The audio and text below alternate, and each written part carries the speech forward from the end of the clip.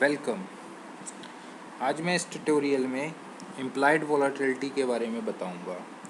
इस ट्यूटोरियल से स्टार्ट करने से पहले आप मैथ्स में एवरेज क्या होता है, मैथ्स में स्टैंडर्ड डेविएशन क्या होता है, उसके बारे में थोड़ा पढ़ लेंगे तो ये ट्यूटोरियल थोड़ा हेल्पफुल हो जाएगा, आपको इजीली समझ आ जाएगा।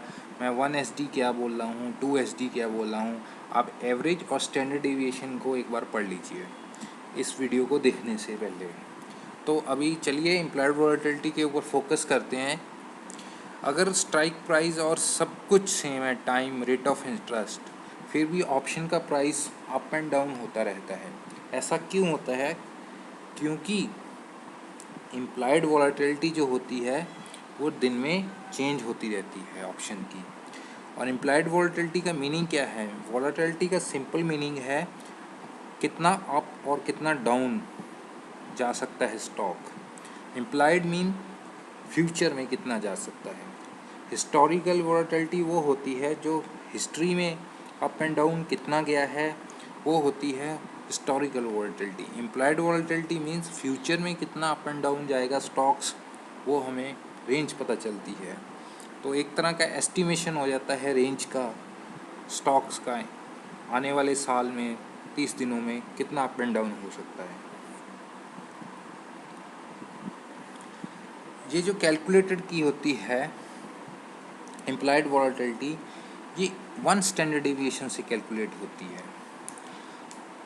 आप इस तरह समझिए, अगर IV 20% है तो 8000 अभी मार्केट है तो उसका 1600 निकलता है 20%। तो एक साल में ये 1600 पॉइंट अप जा सकता है, 1600 पॉइंट डाउन जा सकता है। ये एक कैलकुलेशन है इन ए ईयर की। तो ये इम्प्लाइड वॉलेटिलिटी है 1 SD। तो 1 SD है इसका 20। तो 1 SD का ये मीनिंग हुआ है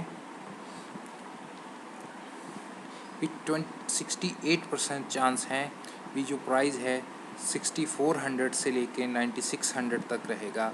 ये 68% चांस जो हम प्रोबेबिलिटी बोल रहे हैं इसी प्राइस के बीच में रहेगा। तो इतने प्राइस की मूवमेंट, 1600 प्राइस की मूवमेंट जो है वो 20% बनती है 8000 के हिसाब से। तो 1 SD हो गया। 1 SD means 68% chance. 68% chance means 1600 point की अप एंड डाउन में रहेगा ये प्राइस मूवमेंट। तो 2 SD मीन्स 95। तो ये रेंज थोड़ी ब्रॉड हो जाएगी। तो 2 SD हम नहीं लेंगे क्योंकि साल में इतना मूवमेंट तो कभी होता ही नहीं है। और 3 SD तो कभी होता ही है, 99.7 होता है, वो इतना कभी मूवमेंट इधर उधर नहीं होता। तो 1 SD मीन्स 1600 पॉइंट में इधर उधर, 1600 पॉइंट ऊपर 1600 पॉइंट नीचे होता है। तो 1 SD कवर करता है 68% प्रोबेबिलिटी प्राइस की।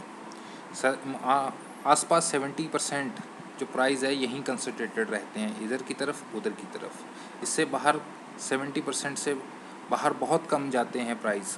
तो इसलिए 1 SD मूव को चूज़ किया जाता है IV के कैलकुलेशन के लिए।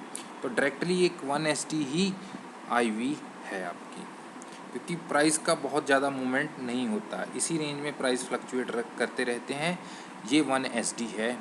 68-70% प्राइस चांसेस हैं कि प्राइस इसी मोमेंट में फ्लक्चुएट होते रहें। तो ये 1 SD होता है। 70% जो एरिया होता है वो 1 SD होता है। तो 1 SD सीधा हम बोल सकते हैं 1 SD equal to implied volatility. इसको यूज़ कैसे करना है ये एक इम्पॉर्टेंट पैरामीटर है। 68% probability up and down in 1 month. तो ये एक फार्मूला है 1 SD इन 1 मंथ निकालने का।